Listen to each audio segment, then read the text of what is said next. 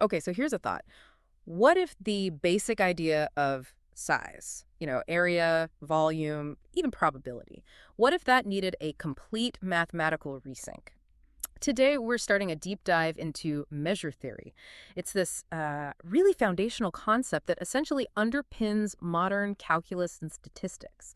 It gives us a reliable way to unify geometry and chance. And the core idea is pretty profound, isn't it?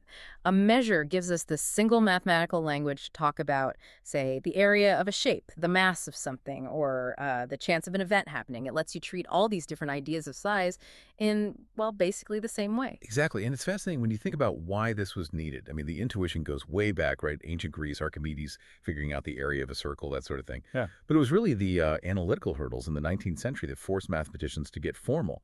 You have things like Riemann integration, which frankly just couldn't cope with really complex functions. So modern measure theory, hammered out by people like Emile Borel and Henri Lebesgue, it solved this by defining size or measure in a really rigorous way. Right, okay. So if they're unifying concepts as different as, say, mass and probability, what are the absolute must-haves? The ground rules for a measure to actually work mathematically. Well, there are three core conditions. Pretty straightforward, actually. First, the measure of the empty set of nothing has to be zero. Makes sense. Second, non-negativity. You can't have negative size, right? No negative area, no negative probability. Simple. And third, this is the really powerful one, countable additivity, sometimes called sigma additivity. This is absolutely key for reliable probability theory. It just means basically if you have a countable collection of sets that don't overlap, they're disjoint, the total measure of all of them put together, their union, is just the sum of their individual measures. This makes sure that whether you're dealing with a finite number of things or an infinite number, your calculations of size stay consistent. That consistency, especially for infinite processes, sounds like the real breakthrough. Okay, so speaking of reliable properties, one that feels really intuitive is monotonicity. Oh, absolutely. Monotonicity is just common sense, isn't it? Mm. If you have one set, call it A, and it's completely inside another set, B, then the measure of A can't possibly be bigger than the measure of B. We almost don't notice it because it feels so obvious. But here's where our intuition might need a bit of help, right? When we start dealing with sequences, especially infinite sequences of sets, like this property called continuity from above, it tells us how to measure the intersection of a whole sequence of shrinking sets, one inside the other. You'd sort of expect the measure of that final tiny intersection to just be the limit of the measures as they shrink down. Right, but this is where you see why the formalism is so crucial. That continuity property. It actually breaks down. It fails spectacularly unless, and this is the important bit, unless at least one of the sets in that shrinking sequence has a finite measure. Okay. So let's hear the classic counterexample, because this really shows how infinity messes with our everyday intuition. Okay, think about the real number line. We use the standard measure, Lebesgue measure, which is just length, basically. Now let's define a sequence of sets, another worse than $1, as the interval starting at another and going off to infinity. So like $1 and enter 50, then $2 and 50 and so on. Every single one of those sets has infinite length, an infinite measure. But think about what happens as dollar gets bigger. The sets keep shrinking from the left. Eventually, what points do they all have in common? None, right.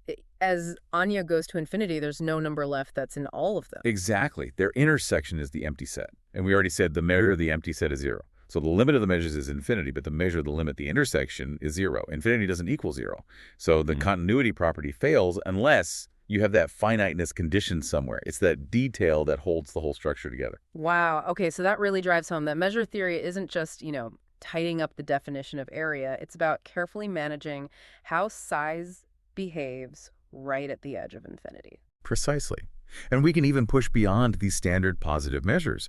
You could define things like a signed measure. This can take negative values, which is useful if you think about things like electrical charge density, where you have positive and negative charges, or maybe even debt. You can also relax that crucial countable additivity rule, make it just finitely additive. These are sometimes called contents, but they're weaker mathematically. They tend to fail exactly where measure theory shines, handling those infinite or really complex limiting processes reliably. So wrapping this up, there's this connection to really deep foundational stuff in math, like the axiom of choice, and that leads to some truly weird mathematical objects. That's right.